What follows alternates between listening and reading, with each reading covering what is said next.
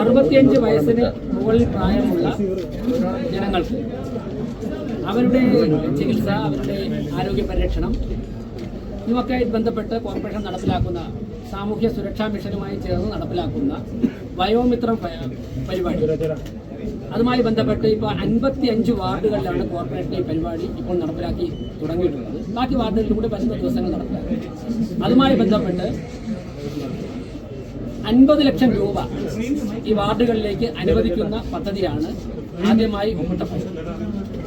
5 വർഷം കൊണ്ട് തിരുവനന്തപുരം നഗരത്തെ ഇന്ത്യയിലെ ഏറ്റവും വികസിത 3 നഗരങ്ങൾ ഒന്നാക്കി മാറ്റുക, അതിൽ എല്ലാം അടങ്ങിയിട്ടുണ്ട്.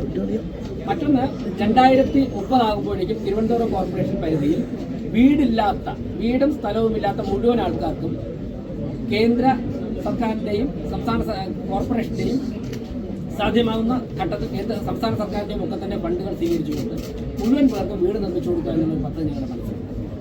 അതോടൊപ്പം നേരത്തെ ഞങ്ങൾ പലതവണ പറഞ്ഞ അടിസ്ഥാന പ്രശ്നങ്ങൾ പരിഹരിക്കുക, മെഡിക്കൽ ടൂറിസം, സ്പിരിച്വൽ ടൂറിസം, വിഴിഞ്ഞം പോർട്ടിന്റെ വികസനം, IT മേഖല, ഈ 4 മേഖലയിലും ഫോക്കസ് ചെയ്തുകൊണ്ട് തിരുവനന്തപുരം കോർപ്പറേഷൻ മുന്നോട്ട് പോകുമ്പോൾ വരാൻ പോകുന്ന വർഷങ്ങളിൽ തെക്കേ ഇന്ത്യയുടെ സാമ്പത്തിക തലസ്ഥാനമായി നമുക്ക് മാറാൻ സാധിക്കും.